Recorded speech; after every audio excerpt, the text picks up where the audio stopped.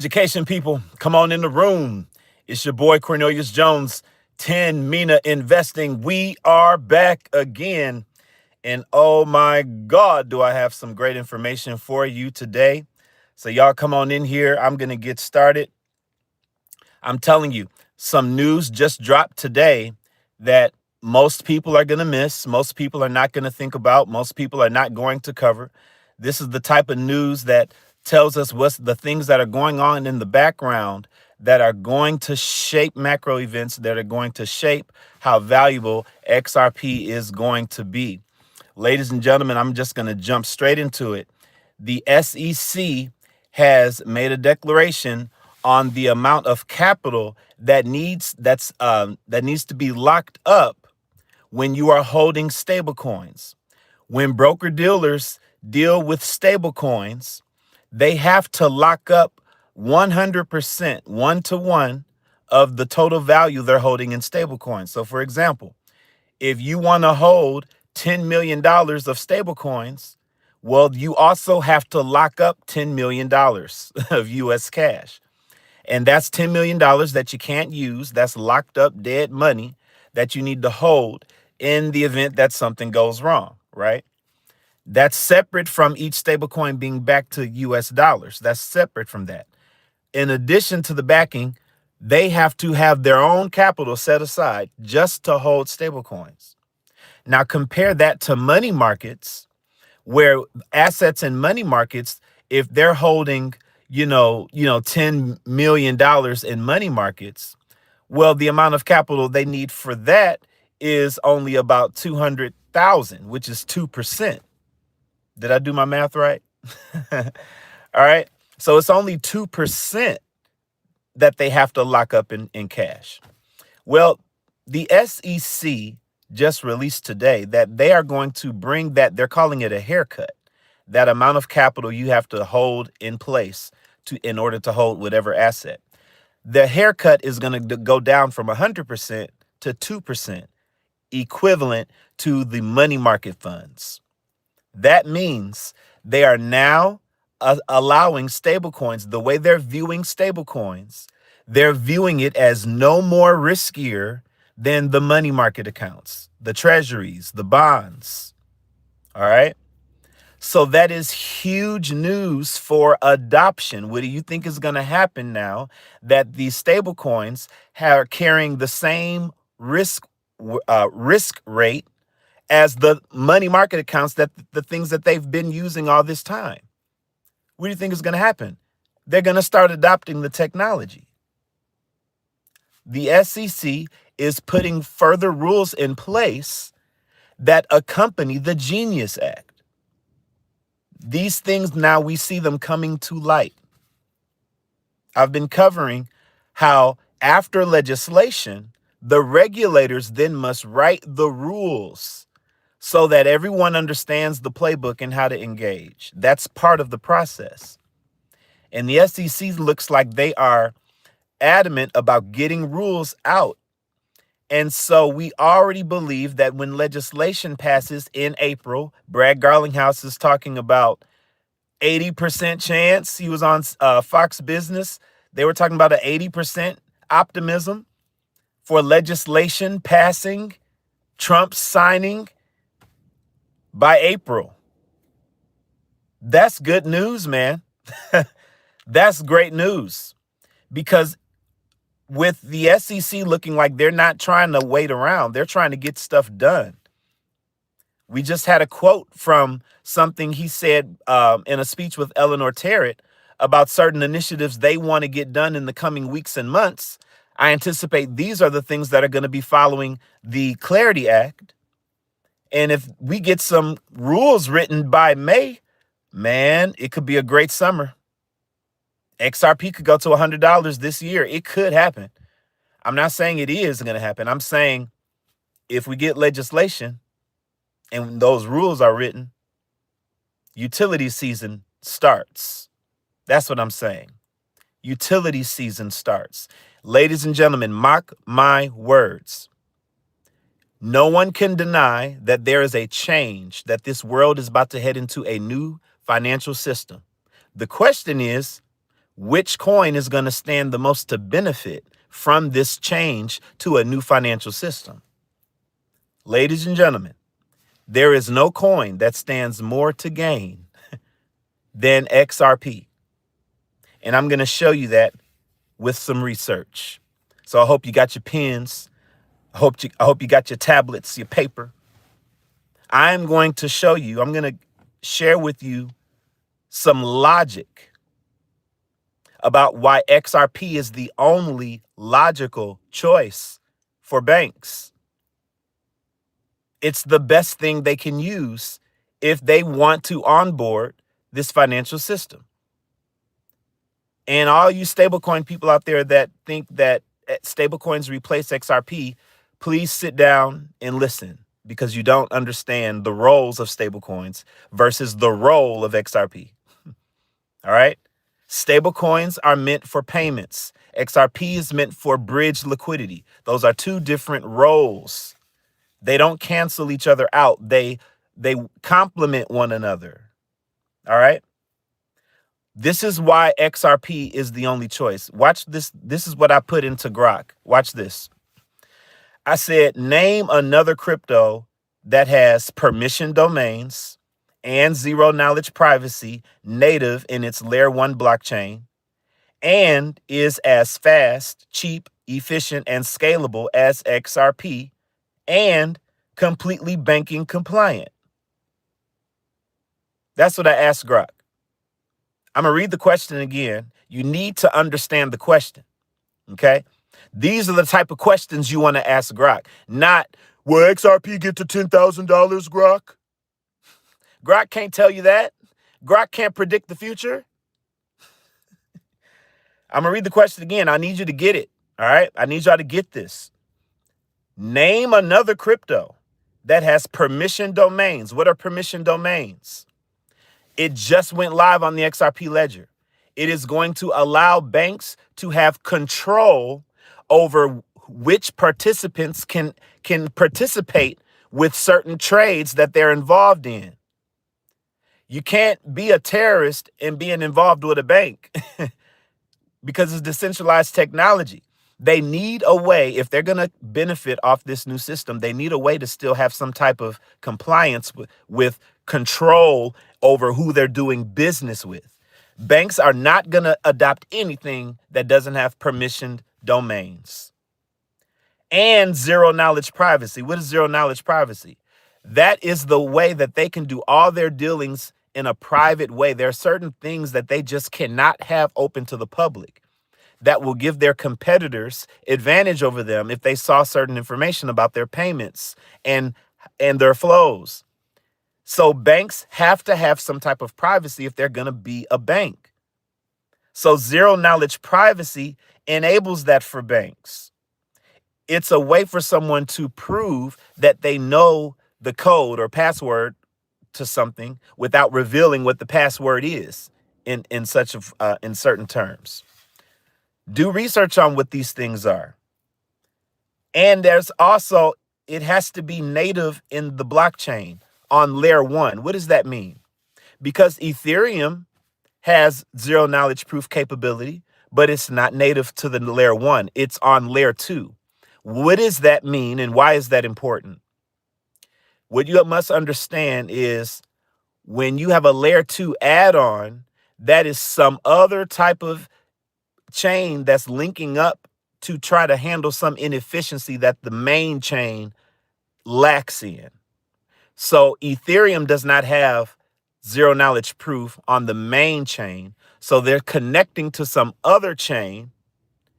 And it's like an add-on that's helping Ethereum do that. Well, that's going to cost some fees, right?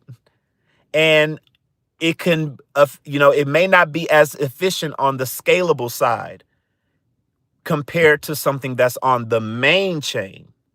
If that same technology is on the main chain, it doesn't mess up the scalability, the efficiency, and the speed. XRP has permission domains and zero knowledge proofs on the main chain. It does not need an additional side chain to link onto it, causing bottlenecks, causing more fees, causing things to slow down when utility is ramped up, right? So I'm taking you through this question. You have to understand why I said it this way. Okay? So the fact that these permission domains and zero knowledge privacy, the fact that it's native on layer 1 is important. And then I said, and is as fast, cheap, efficient, and scalable as XRP, and is completely banking compliant. Now, I asked Grock this question believing that I already know what the answer is. I just wanted to see what Grock would say. All right? I hope y'all can see me good. I just wanted to see what Grock would say. And so I'm going to read Grock's answer. No cryptocurrency perfectly matches all the criteria you described simultaneously on this native layer 1 blockchain. Permission domains like graded credential controlled subdomains or namespaces similar to but more restricted than ETH, native zero knowledge privacy for transactions balances at the protocol level, and performance that rivals XRP, 3 to 5 second finality, subset fees, thousands of TPS potential, high scalability, while being fully banking compliant with built-in KYC, AML hooks, institutional adoption, etc. Most privacy-focused layer 1s are public permissionless by design, lack native permission domains, and don't match XRP's speed costs exactly.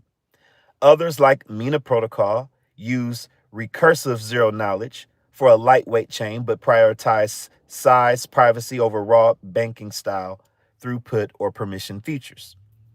The closest emerging example is the XRP ledger itself, which is rapidly evolving in this direction as of 2025 to 2026. Now, as I pause, as I read this, keep in mind, this is how you find intrinsic value. I'm not reading anything about price. I'm reading about value, inherent value. If this is something, if XRP truly is something that there's nothing else like it and the banks need it and there's no other choice, then there is no real competition. There's no real competition. Banks need all of these features that XRP has to onboard safely and compliantly. And there's no other crypto that offers all these features that I'm about to read. That leads to some common sense thinking. That leads to some common sense thinking. Okay, that means the banks are going to adopt this. That's common sense thinking. And when they do, can you imagine the amount of XRP that they're going to need to buy? I just got through talking about how the SEC lowered the haircut on assets you have to lock up in order to hold stablecoins. That means they're going to go out and hold stablecoins. And when they do, guess what, people? Trust lines must be issued. You can't engage with stablecoins without trust lines. Trust lines cost XRP. For the stablecoins that are built on the XRP ledger, those stablecoins are going to cost XRP. Okay? Please understand that. So when you understand this is literally going to be adopted by the banks, which is going to cause an incredible demand, you tell me if you think XRP is going to be highly valuable. You tell me. What do you think? Let me get to reading. The closest emerging example is the XRP ledger itself, which is rapidly evolving in this direction as of 2025 through 2026. Permission domains. XRP ledger has native permission domains. Native, okay? These allow credential-gated compliant zones on the public ledger. Example, financial institutions can create controlled participation layers for customers without forking a separate chain. Access is restricted via on-chain credentials, decentralized IDs, enabling regulated DeFi tokenized assets or private markets while leveraging the shared public infrastructure. So that you're getting the benefit of the shared public infrastructure, the speed, the efficiency, the low cost, but they're able to onboard in a way that allows them to remain compliant as a bank, as a major institution. They were never going to adopt it until these things were in place. So think about the questions people be asking. Why won't the price go up? It's not moving. It's because the adoption hasn't happened yet, period. That's always the thesis for XRP. Adoption, not speculative movement. It's not going to move because you want it to move. It's not going to move because it's been X amount of years. It's not going to move because there's an army of people behind it. It's going to move because the banks start using it, period. And they were never going to use it until permission domains became live. Permission domains just became live this year. Just happened about a week ago. Zero knowledge privacy. Zero knowledge proofs are in active development. This is not even finished yet. It's coming, but it's not even finished yet. But y'all want the price to be high. Okay. All right. The low price is a blessing. It's an opportunity. It's come on, man. It's a blessing. It's going to happen when it happens. But zero knowledge proofs are not even done yet. They're still working on it. It's going to be done this year, though.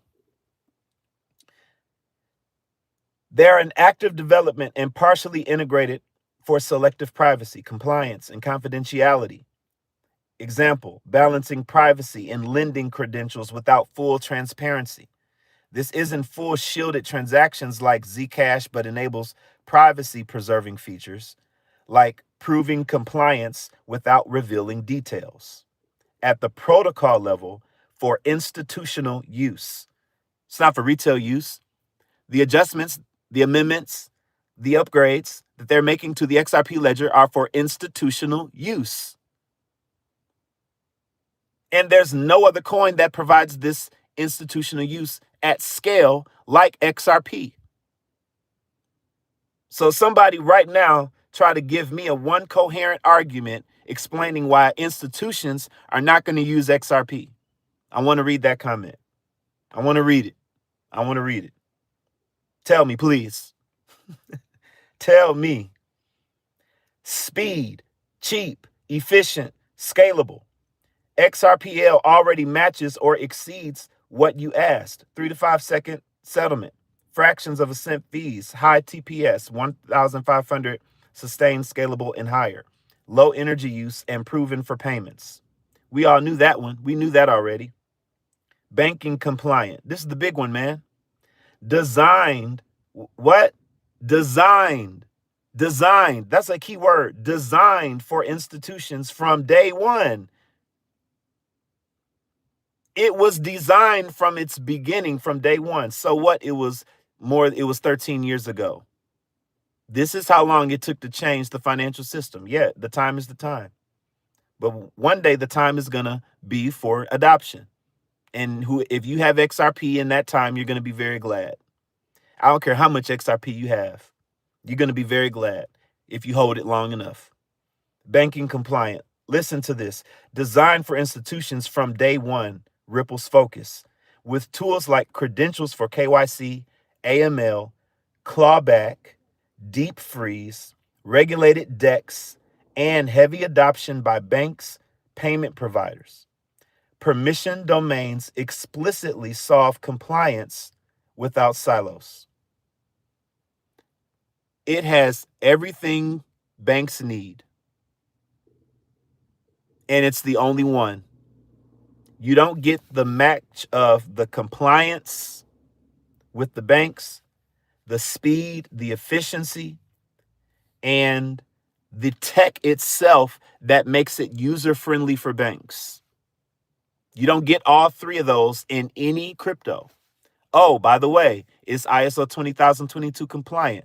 Oh, by the way, it's going to be listed as a non-ancillary asset in our US legislation. HBAR and XRP are the only two coins in the world that are both ISO 20022 compatible and listed as a non-ancillary asset in the drafts in the U.S. legislation. And I anticipate nothing with that is going to change. The argument is over stablecoin stuff, right? The clear choice is XRP, and again, it's not so much that it's a choice. It's that that's just what they're going to use because that's what it's for, right? If there was a fire that you wanted to put out, right? Let's say there was a fire that you wanted to put out, and by the fire, there was a hammer and there was a fire extinguisher. Which one are you going to choose to put the fire out? The hammer or the fire extinguisher? Which one are you going to choose? The hammer is very useful and you need it in the house. The fire extinguisher is also useful for that specific purpose of putting the fire out. So which one are you going to choose? It's a stupid question. It's not that I'm going to choose this because, I like this better than the hammer. No, it was designed, the fire extinguisher was designed to put the fire out. So that's what I'm going to use.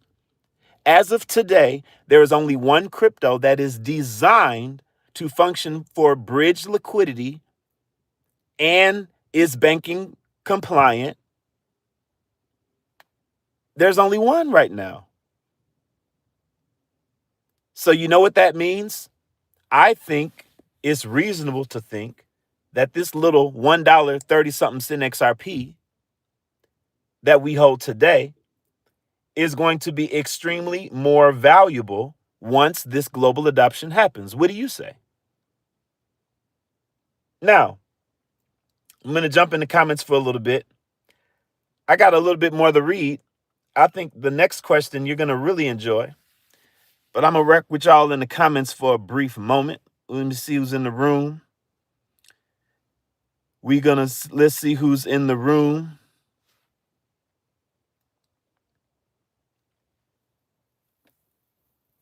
Yep, Phantom Beat. Absolutely. What's back again? What's up? What's going on, Phantom Beat? Don't forget XRP and XLM are the only two with ledgers that's part of the BIS and IMF. Man, I need to go back and start doing all of those things. Those are things that we used to cover a long time ago, back in 2023 and 2022. And man, Ripple's just connected. Their network effect is crazy. Their network effect is crazy.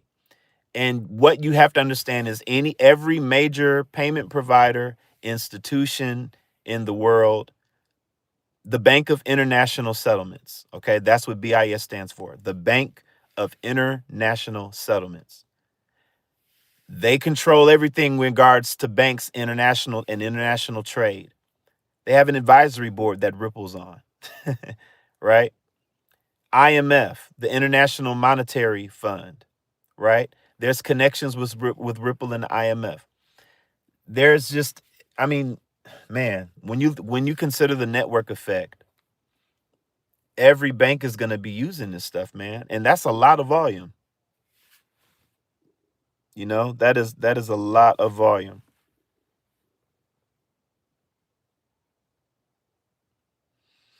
And listen, I want people to understand when I say XRP is the only one. I'm not saying that XRP is the only crypto that's going to be valuable in the new financial system. I'm not saying that. Please don't misunderstand me. What I'm saying is when it comes to a specific purpose, there's only one. No other coin is going to function as bridge liquidity amongst our capital markets with the biggest institutions and the biggest banks around the globe. That role is specifically for XRP. Now, there are other sub roles that are going to be fulfilled all over the place. And other coins are going to fill those sub roles. And many of those roles are going to be retail, have a lot to do with retail. We have a lot of coins that retail users are going to be using that are going to have a lot of value in the future. Okay. And I'm sure there are many that I may not even know about. Right. It's going to be plenty. It's all about the utility, though. Whenever you buy a coin, this is the question you need to ask yourself. What problem is this coin, is the tech behind this coin solving in the world?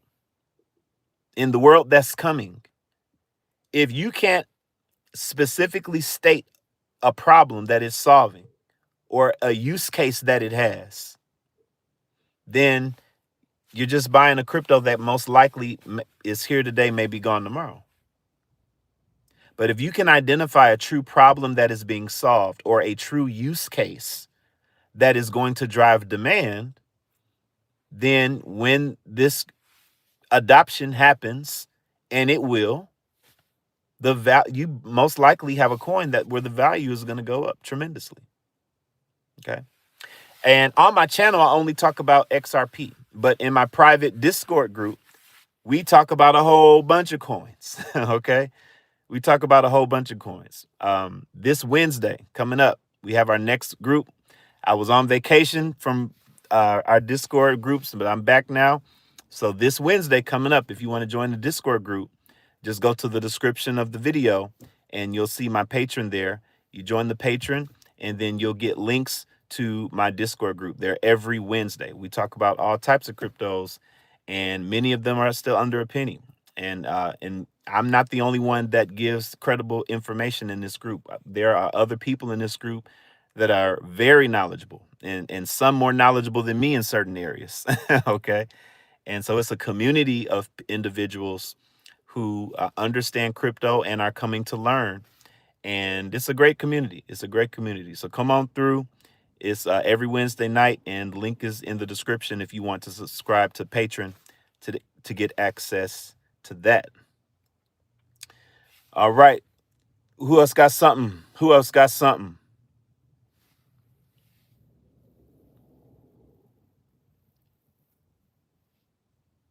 Oh, for sure, man. Ripple has been killing it. Ripple's been killing the game. I'm going to do some more reading for you guys. Check out the conversation. Okay, check out the conversation. We continued the same thread.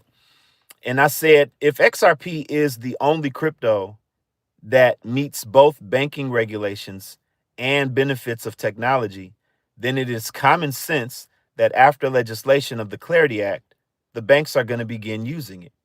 That's what I said to Grock. Here's Grock's statement. Your statement captures a widely held view in the XRP community, especially given Ripple's long-standing focus on cross-border payments, banking partnerships, and regulatory-friendly design. It's a logical inference. If XRP offers unmatched speed, ultra-low fees, high scalability, and now features like permission domains that enable compliant, credential-gated environments on the public ledger, combined with native tools for selective privacy and institutional controls, then clear U.S. legislation removing uncertainty should accelerate bank adoption. Isn't that a reasonable thought? Like, for real. Isn't that a reasonable thought? As of February 22nd, 2026, here's the current landscape based on the latest developments.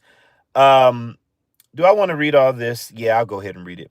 The Clarity Act, Digital Asset Market, the Clarity Act, this bipartisan bill passed the House. We know a lot of this stuff, but I'll just read it. There may be some people that don't. This bipartisan bill passed the House in July 2025 with strong support.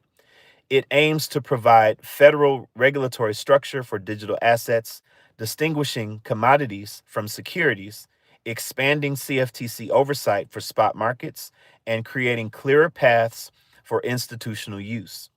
It's currently in the Senate, referred to Banking Committee in late 2025, with ongoing debates, example, over stablecoin yield provisions, causing some delays, markup postponements in January 2026. Ripple CEO Brad Garlinghouse has publicly estimated I thought it was 80% chance, but here it says a 90% chance of passage by the end of April 2026, citing White House pushes for compromise and bipartisan momentum. That's huge, man. That excites me. That excites me. It really does. This is going to be huge. I'll just say this real quick. I do expect there to be some speculative price movement for XRP day one of the news of legislation passing. The day that Trump signs it, I expect some speculative movement for XRP and all of crypto. Everything will go up. Bitcoin will go up, XRP, everything will go up, probably. I'm thinking it may cause XRP to go up to like maybe $5. That's what I'm anticipating. That's what I think. We'll see what happens. I don't know that's going to happen. I'm not saying that's going to happen. I'm just saying that's what I think is a good possibility. We'll see. But after them rules getting written, give it a couple months. If utility gets started after that, it's no telling how fast it will grow. I don't know the rate and how fast it's going to grow. All I know is it's going to grow at some rate, and it's going to continue to grow and grow and grow as time passes. Once utility season starts, mark my words, XRP is going to continue to grow over the long term forever from that point on to the future. So I believe we're going to be, I believe it's a good chance that XRP could get to 3 digits this year if the legislation passes in April and clear rules are met by May, and there's a flywheel effect with Bank of America jumping on board, other banks. Yeah, and then sometime like in the summertime, going into the fall, maybe Christmas, who knows? Yeah, XRP could be at $100. That could happen. It could be at 1,000. It could be at 10,000. I don't know the rate at how fast it's going to grow. Maybe it only gets to $20, $30 this year. However, whatever that number is, it's just going to get higher and higher the next year. And then the year after that, it's going to be higher. And the year after that, it's going to be higher. Why? How do I know? Well, it's a thesis that's connected to the adoption. The adoption is going to drive the price. The more people that need to use it, the more banks that need to use it, the more XRP they're going to need to buy. The more XRP they buy, the more demand is going to pull on an exchange that barely has some left anyway. Okay? So those are my thoughts. It's not financial advice, but that's how I see things. I see XRP as the most valuable asset in the world that no one knows about. No one knows about it. So I went on a little tangent there, my bad. But 90% chance of passage by the end of April, citing White House pushes for compromise and bipartisan momentum. Other sources peg odds around 70 to 80% by year end if negotiations resolve hurdles. No final passage yet. It's advancing, but not law. We know that. Potential impact on banks and XRP adoption. Many analysts and Ripple execs describe this as the final box to check for mainstream institutional entry. Sounds like what I've been saying. Haven't I been saying? I've been talking about these world events that are going to bring in utility, right? Now I'm saying this is the final hurdle. This is it. Well, it's not just Cornelius Jones. Ripple execs are describing it as the final box to check. For what? For mainstream institutional entry. It would codify XRP's non-security status, building on the 2023 court ruling, reduce compliance risks, and greenlight conservative players, banks, treasuries, payment providers, to integrate it more deeply. If we want XRP to be at a high price, we need it to be integrated more deeply from the major banks who have traditionally been conservative. Boy, oh boy. Ripple already has 300 plus financial institution partners on RippleNet. Though XRP usage for on-demand liquidity is partial, around 40% in some reports. Post-clarity, expectations include more direct XRP in cross-border treasury flows, potential U.S. banking rail integration or Fed master account pursuits, boost to tokenized assets, compliant DeFi via permission domains and stablecoins like RLUSD, speculative price models on basic clarity, higher if XRP becomes higher if XRP becomes core infrastructure. But these are forward looking and depend on actual transaction volume, not just speculation. And it's not a hard speculation. This is not a hard speculation, though. Now, Grock is always going to try to put a cap on it, and not try to be too hypey. So I'm going to read that part. Caveats and realism.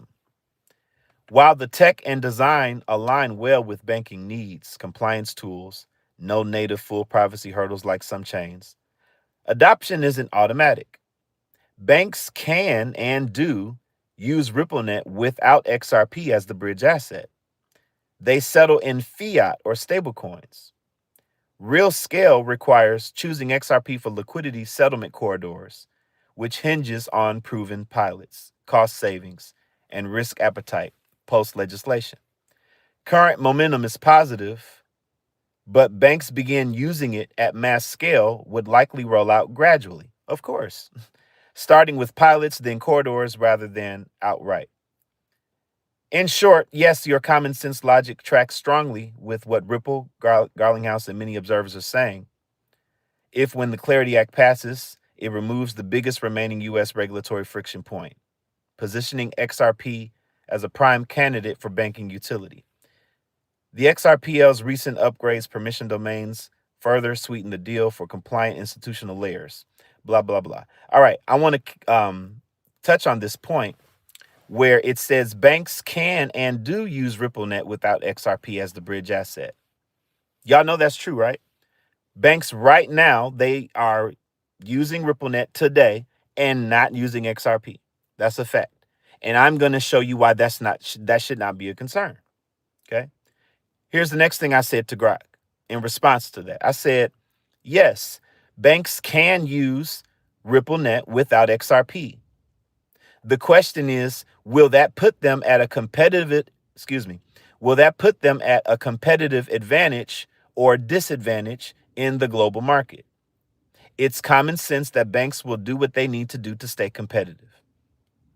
What is my point? Yes, banks can use other things, but it's going to cost them more. It's going to cost them more. Once legislation passes and XRP cannot just be used, but used compliantly, why would they continue to use something else that's going to cost them more money? It's going to cost them more money to settle in anything else without using XRP as the infrastructure layer. It's going to cost them more. So the only reason that banks have not been using XRP with RippleNet is because we don't have legislation. All right. But let's read what Grock had to say about my statement. Again, I said, yes, banks can use RippleNet without XRP. The question is, would that put them at a competitive advantage or disadvantage in the global market? It's common sense that banks will do what they need to do to stay competitive. Grock said, you're spot on with the core logic. Banks operate in a hyper-competitive global payments landscape where efficiency, cost, speed, and liquidity directly translate to margins, customer retention, and market share. If one institution can settle cross-border transactions in 3 to 5 seconds at fractions of a cent while freeing up billions in trapped capital via pre-funding elimination, others risk falling behind if they stick to slower, costlier legacy rails like correspondent banking or even basic RippleNet messaging without the full liquidity boost. There it is. There it is. It's common sense. It's common sense. Competitive edge with XRP on-demand liquidity versus RippleNet without it. Using RippleNet without XRP, messaging plus fiat settlement. This gives banks faster messaging, better compliance tracking, and some cost reductions over pure SWIFT. But settlement still often relies on traditional intermediaries, pre-funded Nostro Vostro accounts, and higher forex and higher forex spreads and fees. It's an upgrade over Swift, but incremental, not revolutionary. Banks like Santander, OnePayFX, or PNC have used this tier for years without touching XRP. So they're using RippleNet. They're getting costs, they're getting savings, but not the full savings.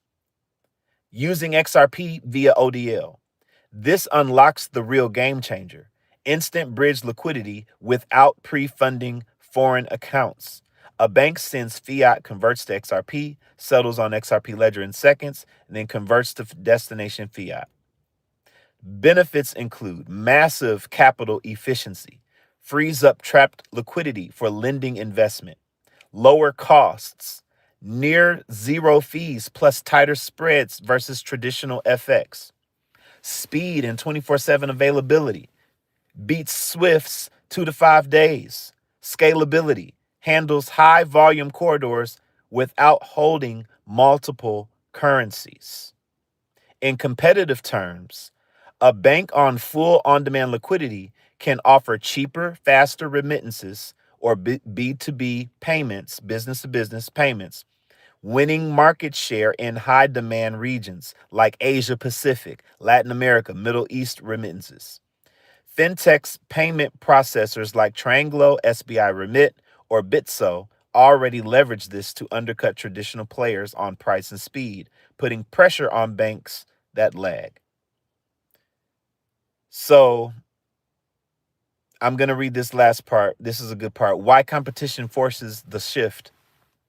Banks are profit driven and risk adverse, but they hate losing share.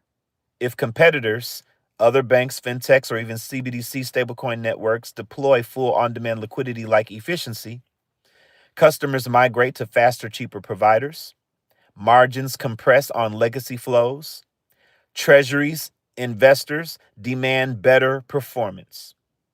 Post Clarity Act, high odds by April 2026 per Garlinghouse 90% estimate. U.S. regulatory green lights remove the biggest hesitation. This could flip more corridors to ODL production, especially if U.S. banks integrate. Analysts note fintechs already erode bank dominance in payments. Slow adopters risk ceding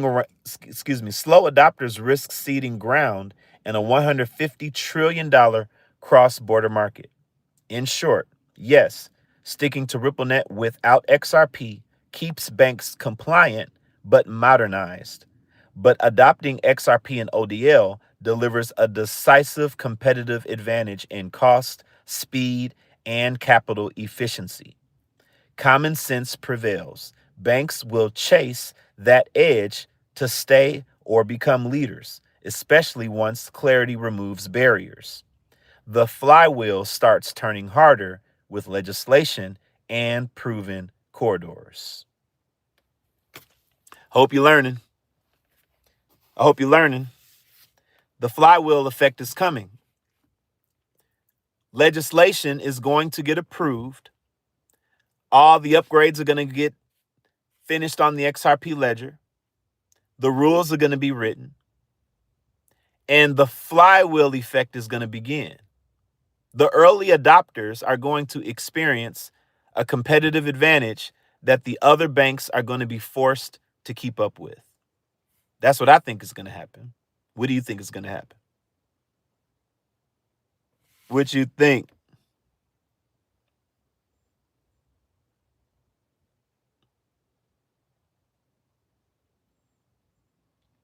What y'all think? Tell me what you think.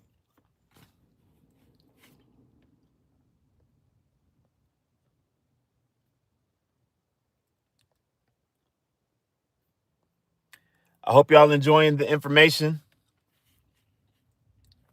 I've been on here for about 44 minutes. So if y'all not saying nothing, I'm going to go ahead and jump off.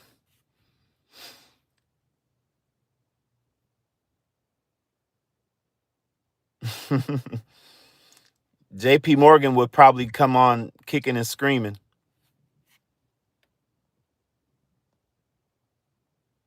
You're welcome, Anity.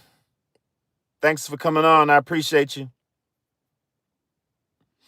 All right, my good people. I'm going to go ahead and sign off. I appreciate you for rocking with your boy. Thanks for liking, sharing, all that good stuff. Gonna holler at you guys on the next video. Y'all have a blessed one and take care.